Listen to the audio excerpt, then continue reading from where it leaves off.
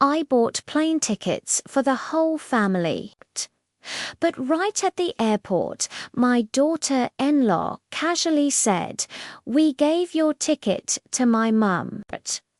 The kids like her more." My son didn't object.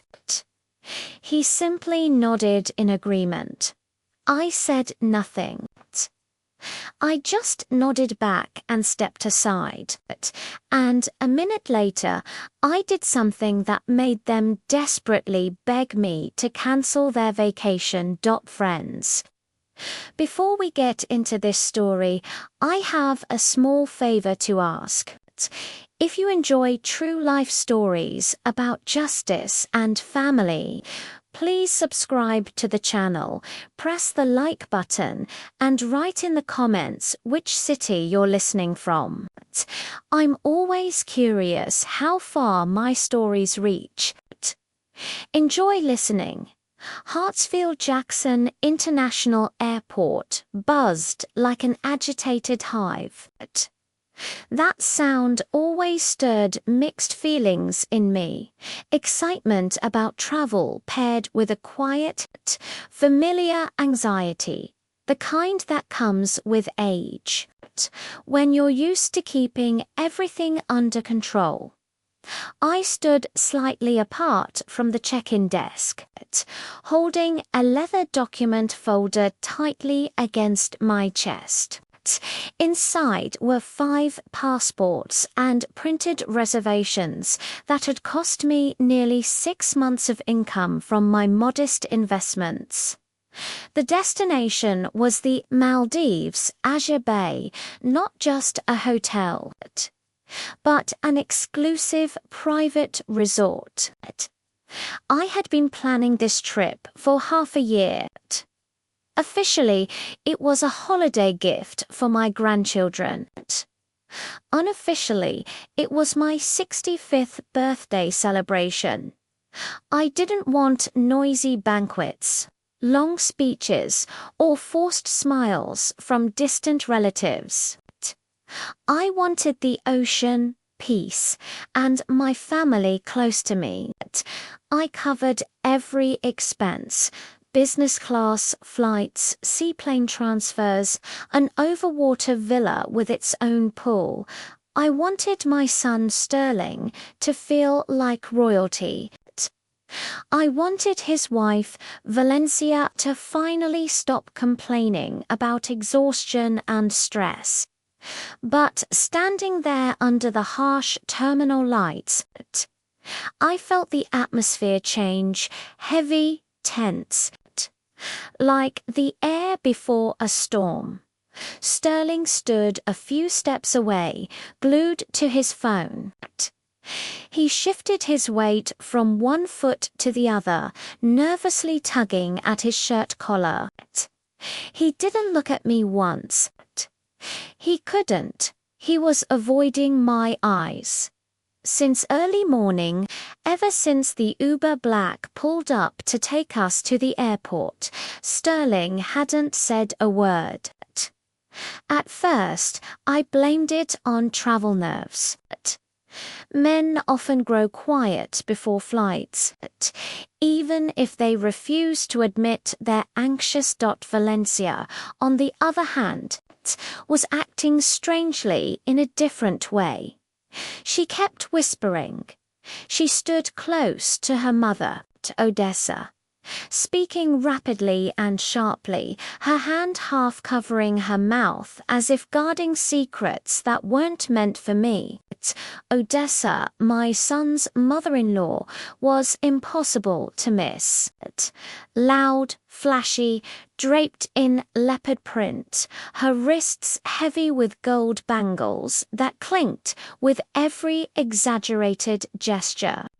She loved attention the way some people loved oxygen.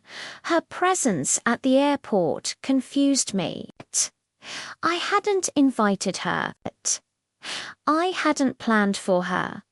My budget and my reservations were strictly for 5 people: myself, Sterling, Valencia, and the twins. 7-year-old Cairo and Zuri, when Odessa appeared at the terminal entrance dragging an enormous rolling suitcase. I assumed she was just there to see the children off. That was her usual routine: dramatic goodbyes, loud sighs, a few tears for show, and an avalanche of unsolicited advice. But the suitcase was far too large for someone not traveling, and attached to its handle was a bright priority tag. Monsieur Le Born. That was when unease crept in. Mum. Valencia's voice snapped me out of my thoughts. She was smiling, warm and polished on the surface, but her eyes were cold, sharp, calculating. She wore an elegant cream-colored suit, the same one I suspected had been purchased with part of the money I'd transferred to Sterling for business development. "It's time," she said lightly. "Chicken is already open." We moved toward the counter. The twins darted around the luggage, laughing and chasing each other, blissfully unaware of the tension thickening between the adults. Watching them, I felt a tight knot form in my chest. My intuition, sharpened by decades as a chief financial officer, was screaming warnings in my head. Something's wrong. The numbers don't add up. Protect the assets. I tried to silence it. This wasn't a boardroom. This was family. My son, my blood. The airline employee behind the counter looked up at us with a practiced smile. "Good afternoon. May I see your passports, please?"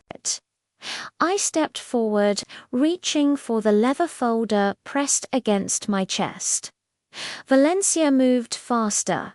She slipped between me and the counter, her shoulder brushing mine as if by accident, gently but decisively pushing me aside. "Here you go," she said brightly, placing a stack of passports on the counter. I froze. There were only 4 navy blue booklets. Mine was still in my folder. The 5th passport, the one Valencia handed over last, with a faintly triumphant smile, belonged to Odessa, Valencia. I said quietly. My voice remained steady, but inside everything collapsed. "You've made a mistake. That's your mother's passport. Mine is right here." Valencia turned toward me slowly. Her face rearranged itself into an expression of deep, rehearsed sympathy, the kind people wear when announcing the passing of a distant relative, especially one whose inheritance they've already mentally divided. "Oh," she said softly, "Miss Eulalia Ma."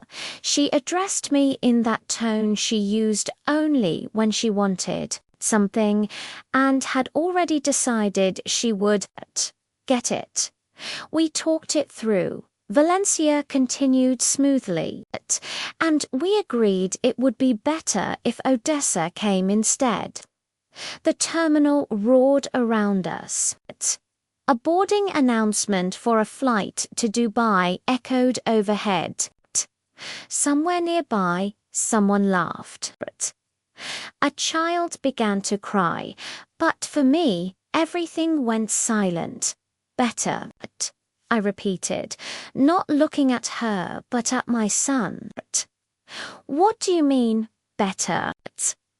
Sterling stared at the floor, intensely focused on the polished toes of his expensive loafers.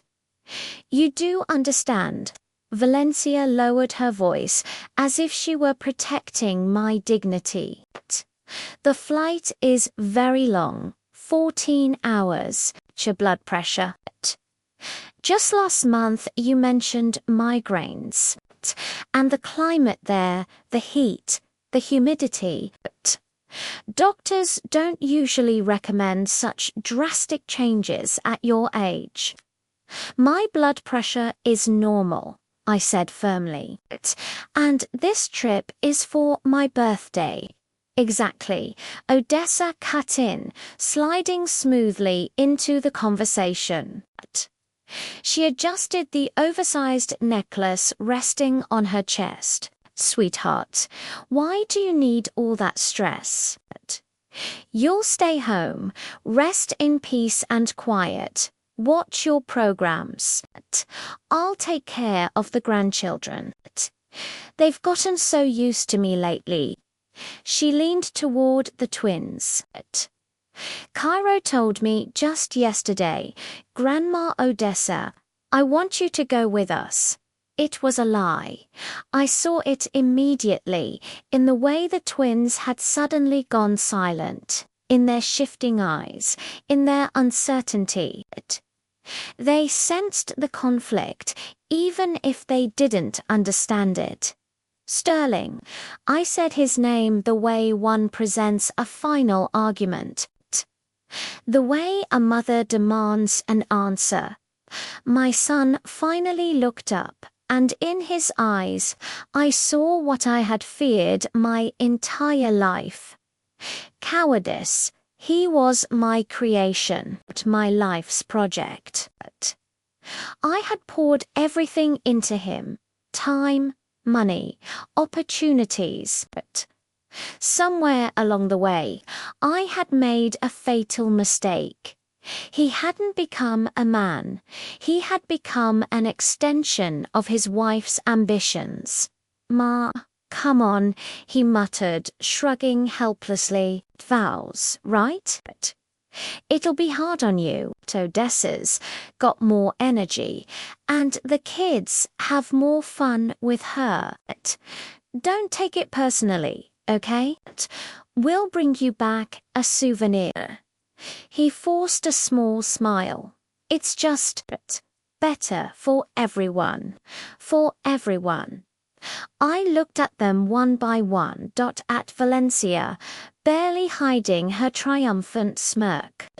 At Odessa, already imagining herself by the pool of my villa, trying on swimsuits in her head. At Sterling the son, who traded his mother's dignity for peace in his bedroom. They had planned everything they knew. I would pay for the tickets. They knew I wouldn't cause a scene in a public place. They counted on my upbringing, on my pride, on my lifelong habit of swallowing insults in silence, rather than washing dirty laundry in front of strangers to them. I wasn't a person. I was a wallet with the additional function of grandmother. I exhaled slowly. The anger that might have driven another woman to shout or cry crystallized inside me into something far more. Dangerous, cold clarity. It was the same feeling I used to get right before closing an unprofitable division. Sentiment disappeared. Pity evaporated. Only accounting remained. I understand, I said calmly, so calmly that Valencia actually blinked in surprise. I opened my folder and took out the documents, hotel vouchers, transfer confirmations, insurance papers. The entire neatly organized package, without which their luxury vacation was nothing more than a stroll through the terminal. Here are the vouchers, I said, placing them on the counter beside Odessa's passport. Since you've already decided everything, I won't stand in your way. You're amazing, Ma. Sterling breathed out in relief. He even leaned toward me, trying to kiss my cheek. I took a barely noticeable step back. "Have a good flight," I said. Then I turned and walked away. Behind me, I heard Valencia's light laugh. "See, I told you she'd understand.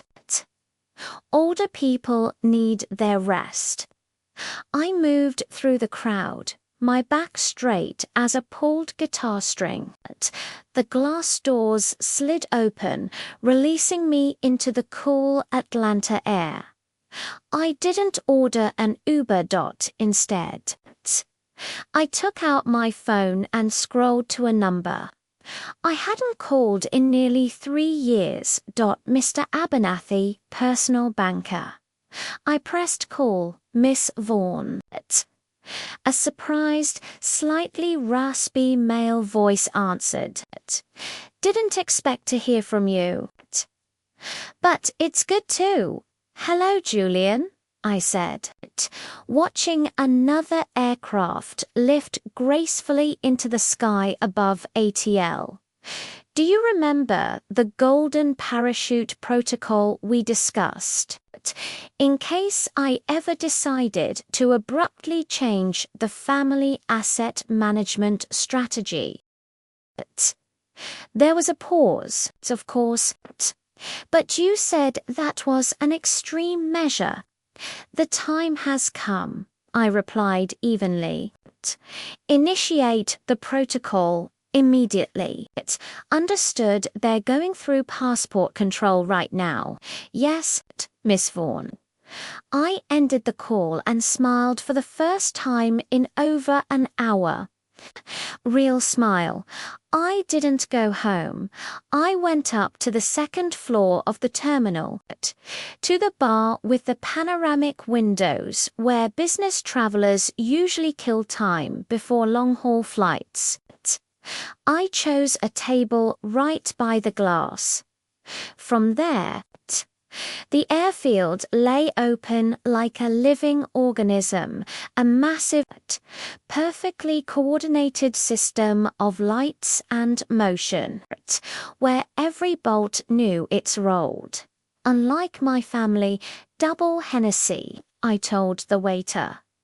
He glanced briefly at my structured grey coat, nodded, and disappeared. I watched as the wide-body jet carrying my son, my daughter-in-law, and her triumphant mother slowly taxied toward the runway. They were probably already unfastening their seatbelts, dreaming of champagne and tropical sunsets. Sterling was likely stretching his legs into the aisle. He always did that, convinced that rules were written for economy class. Not for him. The waiter returned and placed the snifter in front of me. The amber liquid shimmered. Catching the reflection of runway lights, I lifted the glass and took a sip. The warmth spread through my chest, but it didn't melt the ice crystal that had formed there half an hour earlier. I took out my phone. The screen lit up, reflecting faintly in the glass. The Private Capital app loaded instantly, greeting me with its familiar black, minimalist interface. For years, I had lied to myself. I called it support, a startup investment, help for a young family. I let Sterling believe his consulting firm was thriving. In reality, its only real client had always been me. I ran fictitious consultations through his accounts, paid for reports that never existed, just so he could feel like a man, a provider. His platinum card was linked directly to my main account. He never saw the real bills. Not for the apartment, not for the twins' private school, not for the lease on his black SUV. I wasn't a mother. I was an ATM with a heartbeat. And today, this ATM was closing for maintenance. My finger hovered over the Family Access Management icon. Two names were listed beneath it. Sterling Vaughan, Valencia Vaughan both had limits set to unlimited. I let out a short, humorless chuckle. Boundless love had been converted into limitless credit, and they truly believed it would last forever. I tapped Edit Credit Limit. The infinity symbol disappeared. I entered a single-digit .0. Next. I opened the Current Transactions tab. There it was, the largest charge of the day. $25,000 resort prepayment. The payment had gone through 2 hours earlier, labeled Family Gift in banking language. That meant I had voluntarily assumed responsibility for third-party expenses. I pressed Dispute Transaction. From the drop-down menu. I selected Unauthorized Expense Classification Error. A warning flashed on the screen. Attention! Changing this category will result in the immediate revocation of the bank's guarantee to the merchant. The amount will be reassigned to the additional cardholder as personal debt. Are you sure? I looked out the window. The plane was lifting off the runway, carrying them toward the paradise they had stolen from me. Yes, I said aloud. I pressed confirm. The screen blinked green. Changes accepted. Links to additional cards. Severed. I knew exactly what would happen next. I could see it as clearly as if I were sitting in the seat beside them, somewhere at 30,000 feet. A flight attendant in a crisp red uniform was rolling a drink cart down the aisle, in business class. Alcohol was included, but Sterling always liked ordering something extra, something not on the menu, just to show he could. A bottle of Crystal, please, he probably said, casually extending the platinum card. Valencia was likely already posing for a selfie. Glass raised. Odessa, loud as ever, was admiring the service while scanning nearby passengers for envy. The flight attendant inserted the card into the terminal. A pause. Sterling smiled, already tasting his freedom from maternal supervision. Then a sharp, unpleasant beep. A red indicator flashed. "I'm sorry, sir," the flight attendant's voice called slightly. "Transaction declined." "That's impossible." Sterling would have laughed, waving it off. "The chip must be..." "Try again. It's unlimited." She tried again. Same result. "Sir, the bank has blocked the transaction. We'll need another form of payment." The smile slid off Sterling's face. He probably felt the curious glances of nearby passengers. He reached into his wallet and handed over the second card, the one I'd given. "Valencia for household expenses. Try this, one." Another pause. Another. "Beep. Declined. Double quote, sir." The attendant said carefully, "There are insufficient funds." "This is a mistake." Sterling's voice cracked. "I have millions. I'm afraid I can't complete the service," she replied. "And I'll need payment for the opened snacks in cash. Otherwise, airport police will meet us upon arrival." I drained my cognac in one swallow. The burn finally matched the severity of my intentions. Outside the window, the plane shrank into a small silver dot. Their journey had only just begun, and they were already falling. I paid for the cognac in cash, left a generous tip, and headed for the exit. My phone remained silent. There was no signal on the plane.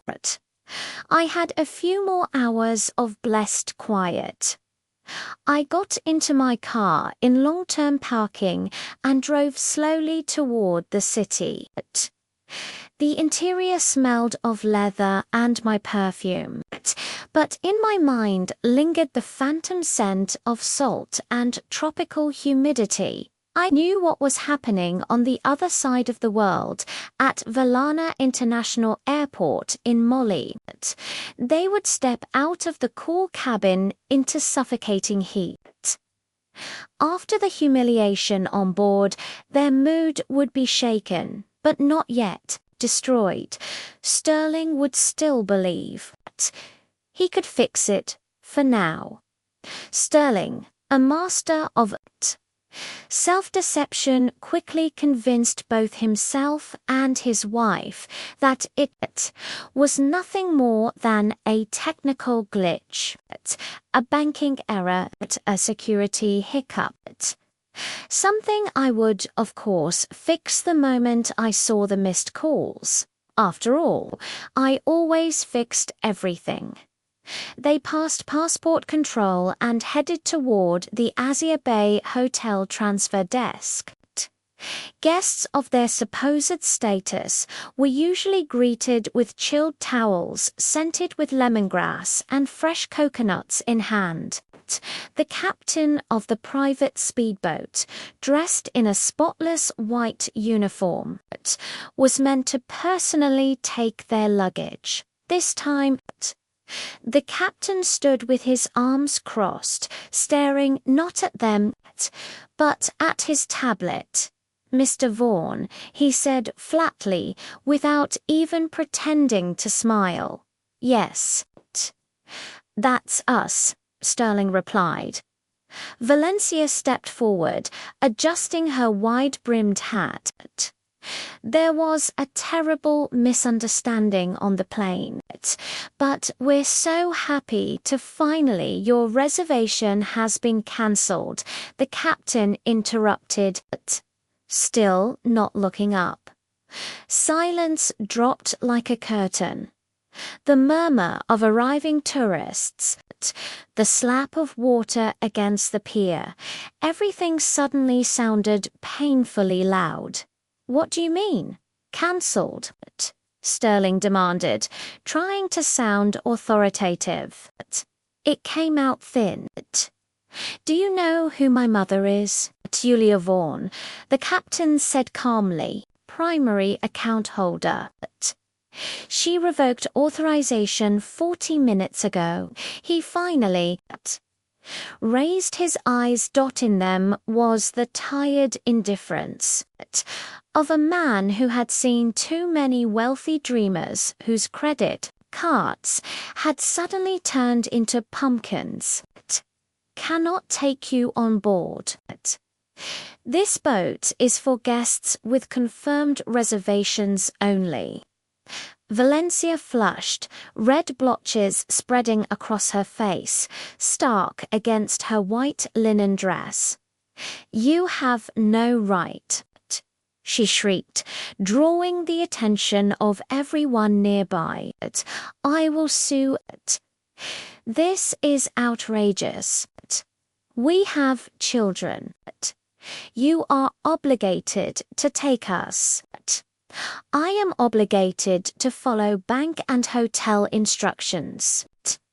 "Ma'am," the captain cut her off. He turned to the next group of tourists, smiled a smile he hadn't given Sterling, and gestured toward the boat. Welcome to paradise, Odessa, who had been silently fanning herself until then, suddenly groaned dramatically. Oh, I feel faint. Val, do something. My heart is going to stop. Where is that damned boat? I'm not standing in this heat. Sterling frantically stabbed at his phone screen. She's not answering, he hissed. It's ringing, but she's ignoring me. She's doing this on purpose. Valencia kicked her suitcase hard. That old witch is just playing games. She's offended we didn't take her. Whatever, she sulk for an hour and turn the money back on. She always does. Sterling wiped sweat from his forehead. Okay, calm down. It's just a glitch. Or one of her moods. We'll get to the hotel ourselves and straighten it out at reception. The manager knows me. He scanned the pier desperately. Luxury speedboats from other resorts departed one after another, carrying away laughing tourists.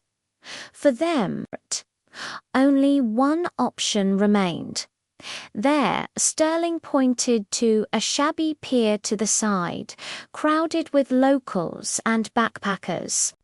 Water taxi. Oh, it wasn't a sleek speedboat with champagne and air.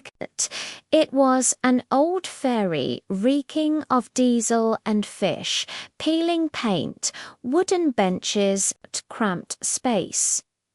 I'm not sitting in that, Odessa declared, wrinkling her nose. We don't have a choice, Mum, Valencia snapped. Get on or stay at the airport. They boarded under the brutal sun dot with no porters. Valencia broke a nail, dragging her mother's heavy suitcase aboard. The twins whined for water and a bathroom. Sterling sat hunched on a hard bench, praying no one he knew would see him in this floating disgrace dot, an hour and a half of rough waves.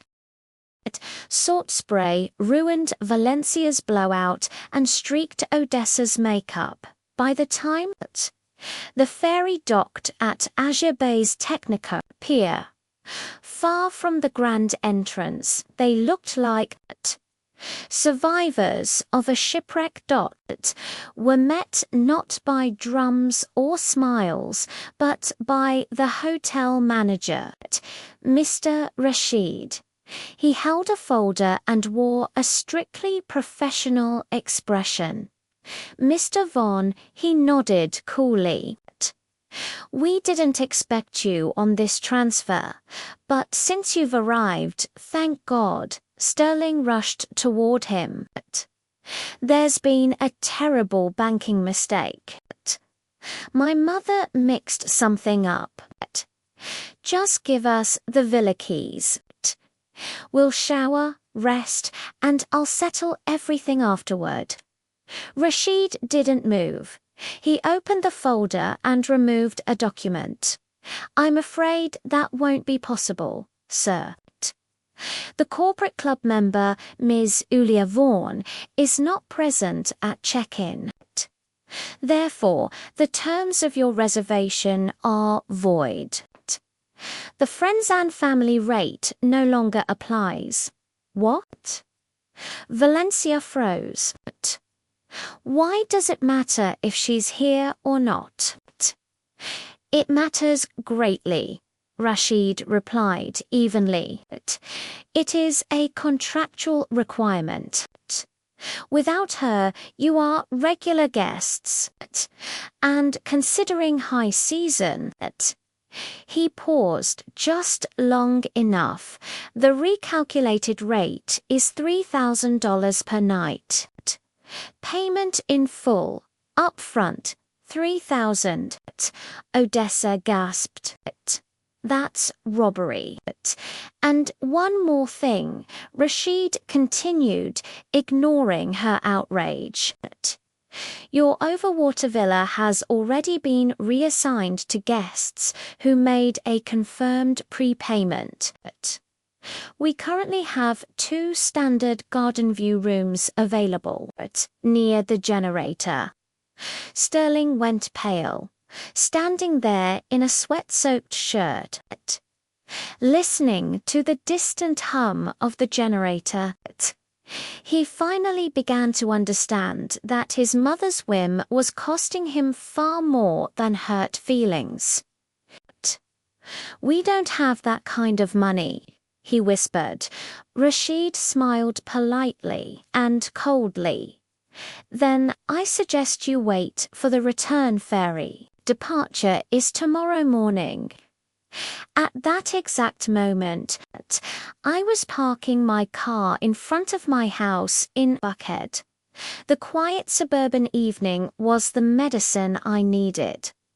I knew my phone was about to explode, but I wasn't in a hurry. First mint tea, and repotting the ficus. It had been cramped in its old pot for far too long. Just like me, I stepped into my empty house, kicked off my heels, and felt the cool hardwood beneath my feet. No screaming children. No Valencia's complaints. No Sterling's television blaring home. While the kettle boiled, I opened my purse. 30-7 missed calls, 12 voicemails. Dozens of frantic messages. I opened Valencia's chat. All caps, exclamation marks. Hysteria. Mom, what are you doing? They won't check us in. They want $40,000 deposit. You blocked everything. The kids are crying. You're torturing your grandchildren. Pick up the phone now. Odessa is having a heart attack. I chuckled.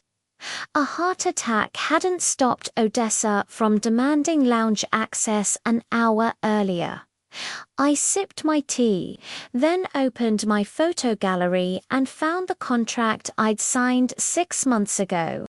Page 3, fine print. I circled the words non-transferable in red and sent the screenshot. Then I typed, "Sweetie, the ticket was in my name. You chose to use it differently. Now you manage your vacation yourselves. Have a pleasant evening." I set the phone down. The ficus could wait. It was time to uproot bigger weeds. He didn't even argue back then. He was too busy choosing a leather director's chair. Next to it lay a scanned copy of the title for his black Escalade, also mine. I opened my email. A draft message to my attorney was already waiting, as if I'd known this day would come. I attached the documents and pressed send. The text was short and dry. "Dear Mr. Roberts, please prepare documents for the transfer of ownership of the property at address and the vehicle to Real Estate LLC for immediate liquidation. You have power of attorney for the sale. Act immediately. Julia Vont." This wasn't just a blow to Sterling's wallet, it was a blow to his identity. Without the office, he was nobody. Without the car, he was a pedestrian. His entire life was a stage set built on my foundation, and I had just pulled that foundation out. I picked up my phone and typed a message to my son, Sterling. "I've been thinking." At my age, it's important to simplify life and get rid of excess ballast. I've decided to sell the office. Since you're such a successful businessman, I'm sure you'll manage to rent something suitable or work from home. You have 24 hours to remove your personal belongings. After that, the locks will be changed all year end. Now, let's jump 6,000 miles south. Sterling stood in the hotel lobby, desperately trying to catch a weak signal from the local Wi-Fi. Chaos reigned around him. Valencia was screaming at Rashid, demanding upper management. Odessa sat on a suitcase, fanning herself and loudly declaring that such chaos never happened in Jamaica. The children tugged at Sterling's pant leg. "Daddy, we're hungry. Daddy, when are we going to the pool?" Sterling swatted them away like flies. His phone beeped. He read the message. His face, already pale, turned grey, the colour of wet cement. "What is it?" Valencia stopped mid-rant, sensing something was wrong. She transferred the money. Sterling whispered. Valencia stared at him. In his eyes was not just fear, it was the panic of a man who suddenly realized he was standing at the edge of a cliff with no parachute. "The office," he wheezed. "She's selling the office." "What office?" Valencia snapped. "Your office." "It's not mine." He screamed, his voice breaking. "It never was." "Everything's in her name, of the office." "The car?" "She's selling it all right now." Valencia ripped the phone from his hands. "Are you an idiot? How could you let her do that? You told me you owned it." "I thought it was just a formality," he stammered. "She's my mother." "Mother?" Valencia threw the phone at his chest. "Your mother is a monster. She's destroying us. Do you realize they won't give you the expansion loan without that office? It's the collateral." Sterling slid down the marble wall and collapsed onto the floor. "If she sells it, the bank will demand early repayment," he whispered. "And I already have a cash gap. They'll declare me bankrupt." At the word bankrupt, Odessa stopped fanning herself. "So," she said, standing up. Her voice suddenly lost all sweetness. "That means there's no money, and won't be any mum." "Wait." Valencia rushed to Sterling. "Call her. Beg her. Say anything.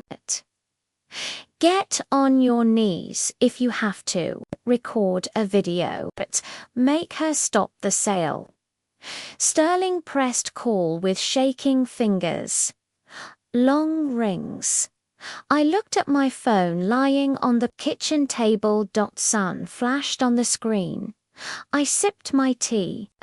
Earl Grey. Delicious. I didn't answer. Let him suffer.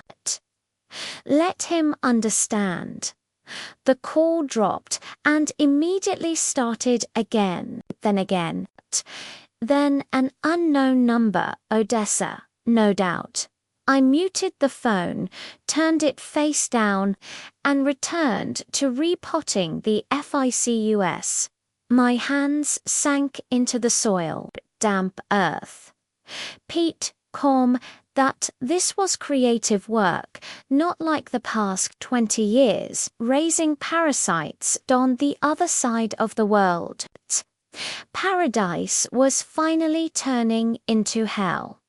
They had been sitting in the lobby for 3 hours.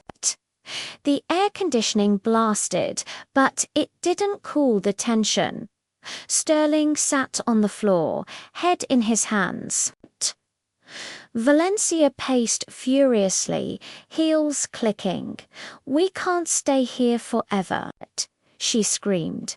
"Do something. Are you a man or a rag? What do you want me to do?"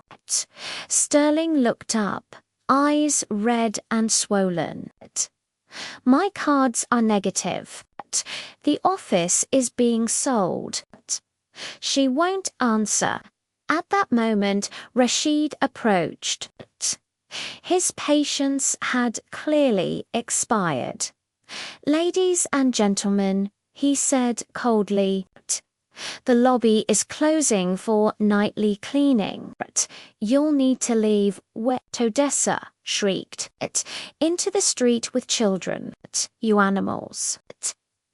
"I can call the police," Rashid replied calmly, "or you may pay for rooms. We have no money." Sterling barked. Rashid pointed toward the exit. "The public beach. There are benches." That was it. The end of the illusion. The end of the beautiful life. They stepped into the suffocating tropical night, humidity wrapped around them like wet cotton. Mosquitoes swarmed freely beyond the hotel perimeter. Odessa suddenly stopped and threw her handbag onto the sand. "This is all your fault," she hissed at Valencia. "Let's take Mama's ticket. Save money. It's bad for old women to fly anyway. Well, you saved. Now we're homeless in the Maldives." "Me?" Valencia choked. "You begged for a week." "I want the ocean. I want to warm my bones." "You suggested taking her ticket." The twins sat on their suitcases, crying quietly. Sterling snapped, "Shut up, both of you." He yelled at his mother-in-law for the first time ever. "You destroyed everything. You agreed." Valencia laughed, and that laugh was terrifying. "You stood there nodding." "Yes, Mummy, better this way." "You're a coward, Sterling. A0. Without your mother's money." She hit the mark. Sterling grabbed his phone and recorded a voice message. "I listened to it 10 minutes later. After washing my hands," his voice broke into sobs. Behind it waves Valencia screaming, "Mama, Mummy, please forgive us. We were idiots. The kids are hungry. We have nowhere to sleep. Please unblock the cards. At least for food. At least for return tickets. I'll work it all off. Cancel the sale. I'll die without the office. We're family. Family."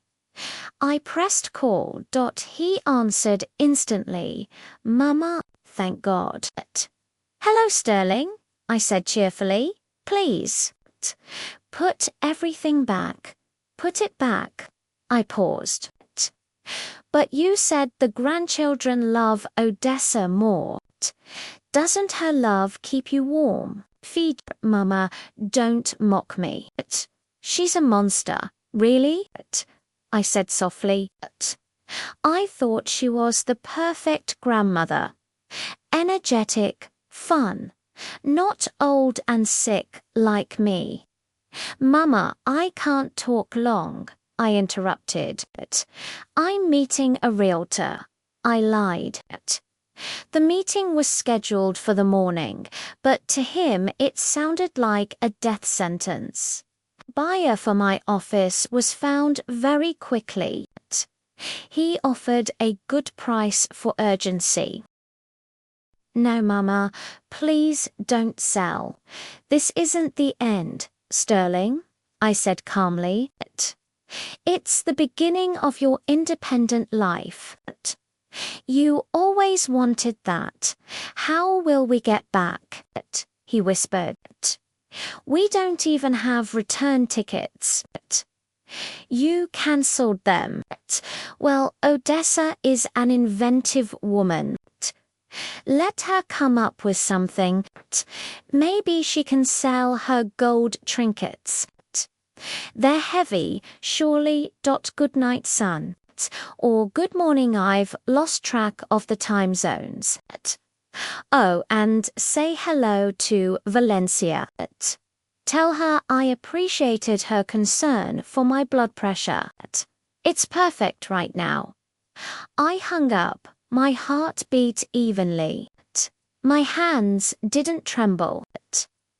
I felt a strange lightness, as if I had finally shrugged off a backpack of stones I'd been dragging for years. They were out there on the beach now, devouring each other like spiders in a jar. And I was here in silence, drinking tea, planning tomorrow. And in those plans, there was no place for them. I went to bed, but sleep didn't come. Not from guilt. My conscience was cleaner than it had ever been. It was adrenaline, the same kind that had driven me through decades of building a career, bubbling in my blood again. I knew the morning would be even more interesting. Of course, they didn't stay on the beach. Pride is pride, but mosquitoes and damp heat knock arrogance out of you quickly enough. They found the cheapest motel near the airport. Filthy flophouse with a fan instead of air conditioning and cockroaches the size of fingers. I learned this because Sterling sent me a photo of their dinner, styrofoam cups filled with hot water and instant noodles. In the background, on a sagging cot, sat Odessa with the expression of a deposed empress. At exactly 9 a.m., my phone rang. A video call. Sterling. I accepted. I was sitting in my favorite armchair, wrapped in a silk robe, a cup of freshly brewed coffee in my hand. Soft jazz played somewhere behind me. On the screen appeared a sight that would make any maternal heart break, any except mine. Not today. Sterling looked awful, unshaven, dark circles under his eyes, still wearing the same wrinkled shirt. Valencia squeezed into the frame beside him. Her face was swollen from crying, but her eyes burned with sharp, determined anger. Miss Yulia, Valencia began without greeting me. Her voice shook, but she forced herself to stay composed. We need to talk seriously, without emotions. I'm listening. I took a slow sip of coffee, savoring it. Look at this. She jerked the camera around, peeling walls, a filthy floor, a narrow barred window. These are inhumane conditions, she said. The children are sleeping on one mattress with us. Cairo has a rash from insect bites. Do you understand what you're doing? You're not punishing us. You're punishing your grandchildren. I'm not punishing anyone, Valencia, I replied calmly. I simply stopped paying for your banquet. You are adults. You chose to fly without me. You chose who would fly. Now you are choosing where to live. That's called responsibility. Responsibility, she shrieked, losing control. This is cruelty. You're a sadist. We are family. Family. I set my cup down. The porcelain clinked against the wood like a gunshot. Let's talk about numbers. I like numbers. They don't lie. I picked up the notepad I'd prepared the night before. For the last 10 years, I said, looking straight into her dilated pupils, I invested $2 million in your family, apartment, cars, vacations, clothes, private school, Sterling's business. 2 million. Sterling shrank into himself. In finance, Valencia, that's called a loss-making asset. I invested hoping for returns, not money, but respect, care, love. And what did I get? You gave my plane ticket to someone else. Zero yield. Total default. It's all about money with you. Valencia snapped. What about feelings? Feelings. I smiled thinly. Fine.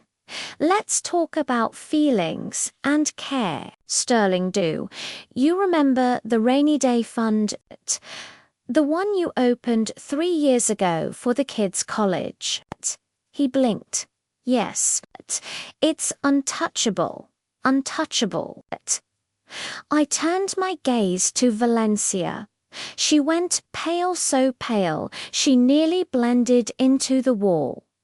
Valencia, I said softly, maybe you can explain where that money is now.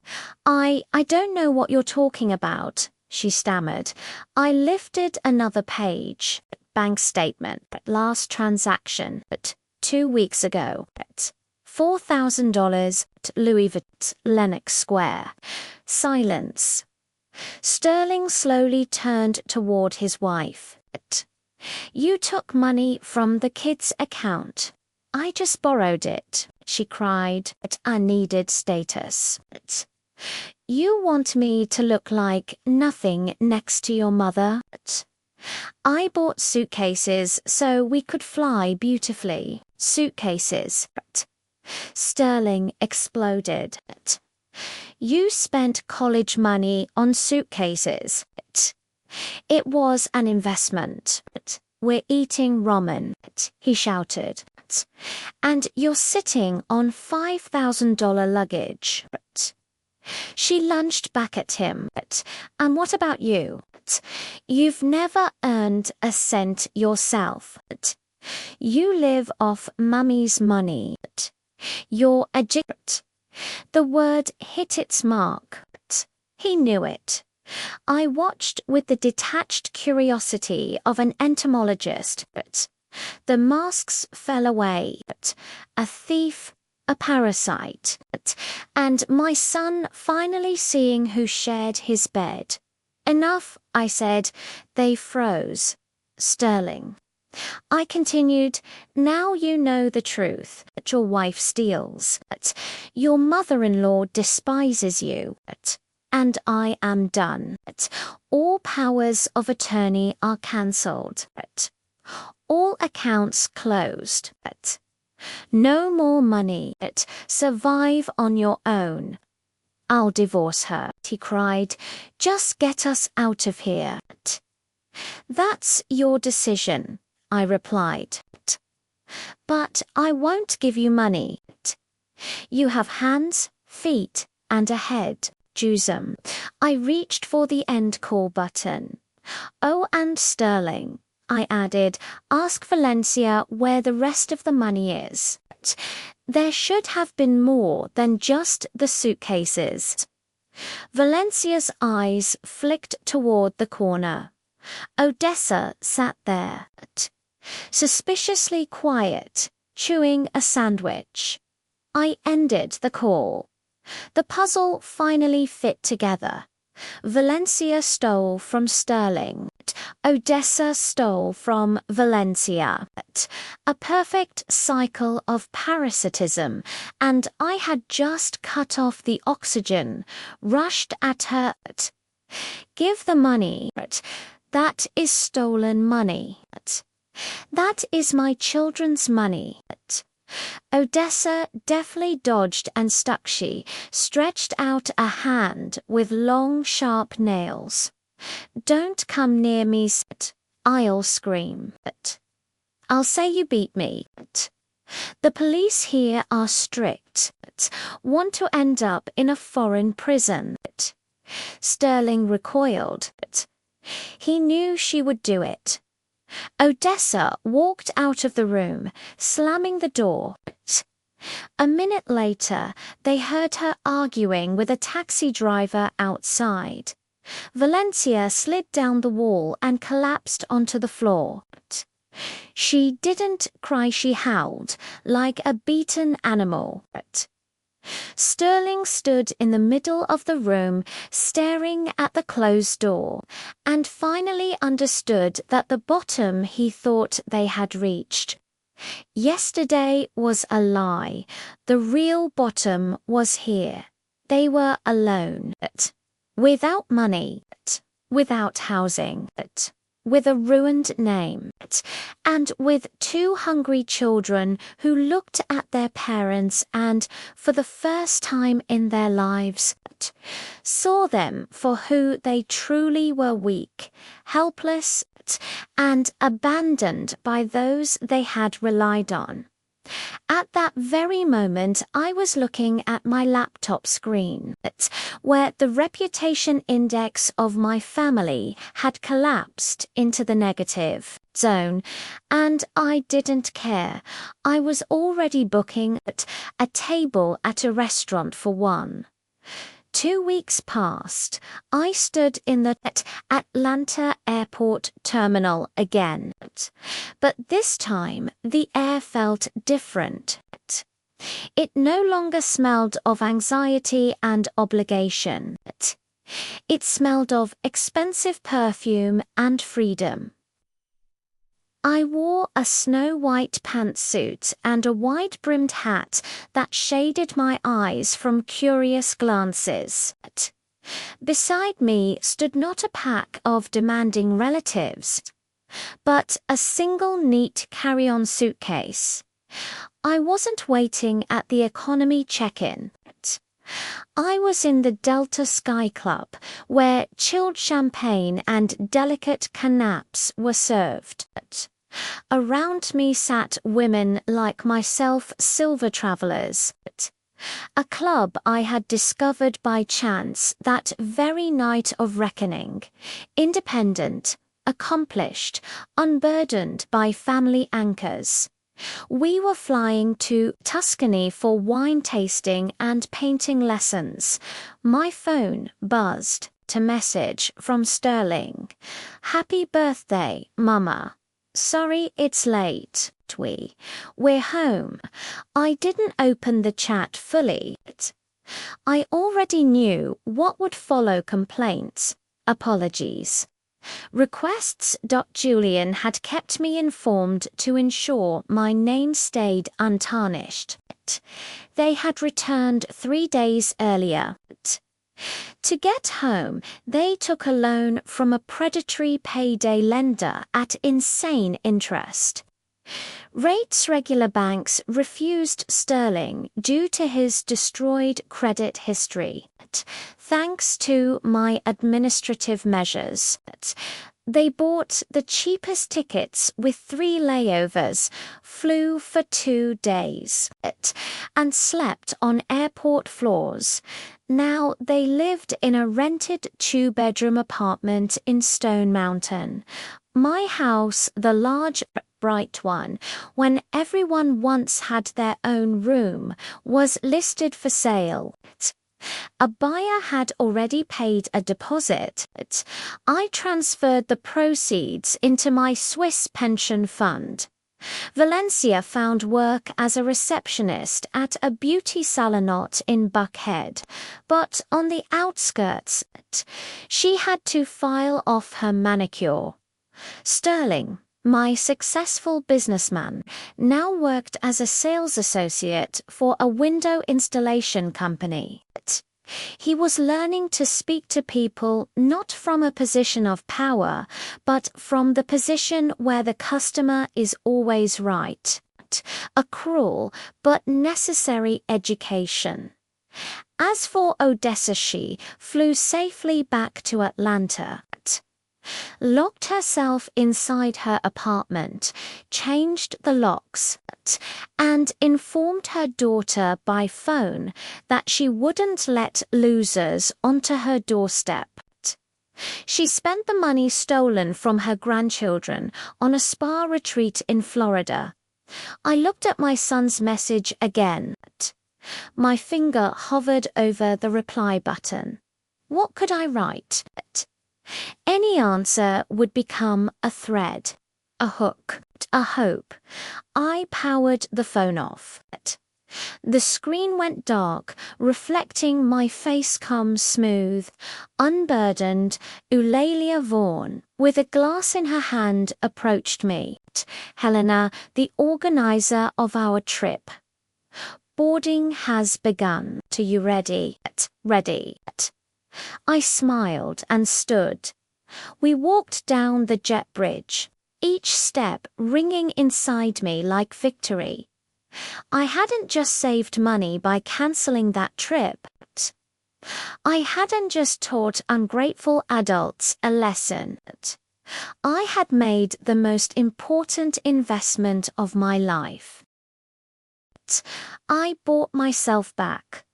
I reclaimed my right to silence, my right to respect, my right to spend what I earned on what brings me joy, not on those waiting for my death. The plane lifted into the sky. I looked out the window as Atlanta turned into a patchwork quilt stitched with highways. Somewhere down there, my son was eating reheated soup, calculating how to pay his next loan installment. Perhaps he hated me. Perhaps he blamed me. But for the first time in his life, he was living his life.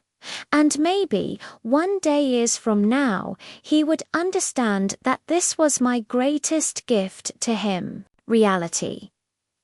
The flight attendant approached with a tray. Champagne, ma'am. Yes, please. I took the glass. The bubbles danced in the sunlight, breaking through the clouds. That trip to the Maldives was supposed to cost me $50,000 and my sanity. This ticket to a new life cost me one hard decision, and it was the best deal of my career. I took a sip. Ahead was Italy. Ahead was life, and it belonged only to me. That's the story, dear friends, harsh, undoubtedly fair. Opinions will surely differ. Some will say Eulalia Vaughn was too cruel, abandoning her own family, including small grandchildren, a foreign country without money. After all, children aren't guilty of their parents' greed. Others will applaud her decision. How long can one tolerate being treated as an ATM? How long can one support able-bodied adults who not only feel entitled but openly despise the giving hand? Eulalia didn't abandon them. She returned responsibility for their lives back to where it belonged. Isn't that the essence of parenting, even if it comes late? Did you like the story? Which city are you listening from? Let's meet in the comments. If you'd like to support my work, you can send a super thanks. It helps me continue sharing stories like this. Thank you for your kindness and attention. On your screen, you'll see 2 more life stories I highly recommend. Don't forget to subscribe. See you in the next story. With love and respect.